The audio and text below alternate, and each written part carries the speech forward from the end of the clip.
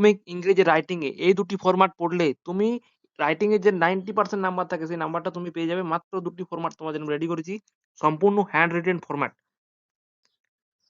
এই হচ্ছে সেই নোট। এখানে এই নোটটা পড়লে তুমি যেকোনো টপিক লিখতে পারবে। যেমনটা আমরা মেনশন করেছি। যেকোনো মানে নোটিস রাইটিং, তারপরে প্যারাগ্রাফ রাইটিং, যা দরকার পার্সোনাল লেটার যাই দরকার সবকিছু কিন্তু তুমি এখান থেকে লিখতে পারবে।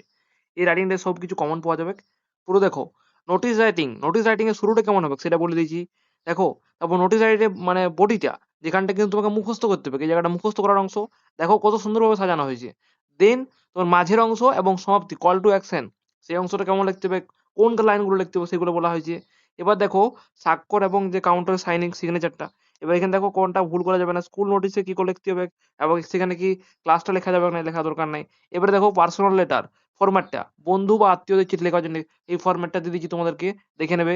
এবং হাইলাইট নোট নিজে দেখতে পাবে চিঠি। চিঠির শুরুটা কেমন হবে, ফার্স্ট প্যারাগ্রাফটা কেমন হবে দেখতে পাচ্ছ এখানে পুরো লেখা আছে ফার্স্ট প্যারাগ্রাফটা। এবার দেখো মাঝের অংশটা কেমন করে লিখবে সেটা ২-৩ লাইন কিন্তু এটা নিজেকে লিখতে হবে এখানটায়। দেখো বলে দিয়েছি ২-৩ লাইন নিজেকে লিখতে হবে এখানে। এটা লেখা হয়ে গেল।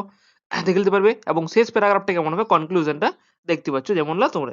এখানে কি বানান ভুল যেন না হয় সেটা কিন্তু তোমরা লক্ষ্য রাখবে এখানে। এবং এবার দেখো যে যে থাম্বার বিদায় অংশটা মানে শেষ অংশটা তোমরা কেমন ভাবে লিখবে দেখতে পাচ্ছ। পিন কোডটা এখানে অবশ্যই দেবে। তো নিজের দ্বিতীয় যেটা বলেছি। এবার শেষ মুহূর্তের ফাইনাল টিপস কি আছে 10 এ 10 পাওয়ার জন্য কি করতে হবে সেটা কিন্তু এখানে মেনশন করা আছে। ঠিক আছে?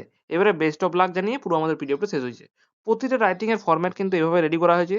তোমরা যারা এখনো এটা দেখোনি তারা অবশ্যই এটা দেখে নেবে এবং ডাউনলোড করে নেবে সম্পূর্ণ ফ্রি অফ কস্ট। কোনো কিছু দিতে হবে না এবং এই রাইটিং গুলো ফরম্যাট গুলো প্র্যাকটিস করতে পারবে। তোমাদের সম্পূর্ণ হাতের লেখা। তুমি চাইলে প্রিন্ট আউটও বের করতে পারো। ঠিক আছে? প্রিন্ট আউট বার করার দরকার নেই। খাতায় লিখে নেবে এগুলো। তোমার কাছে রইবে। তুমি কিন্তু সম্পূর্ণ নাম্বার পেয়ে যাবে। ঠিক আছে? চলো দেখা হবে পরবর্তী ভিডিওতে। এটা পাওয়ার জন্য কি করতে হবে বলে দিচ্ছি। এটা পাওয়ার জন্য সিম্পলি তোমাকে লিখতে হবে পিডিএফ বা রাইটিং পিডিএফ। তাহলে কিন্তু আমি এই সুন্দর পিডিএফটা তোমাকে পাঠিয়ে দেবো। ঠিক আছে?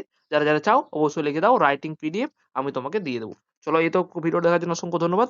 আরো দেখা হবে নেক্সট ভিডিও।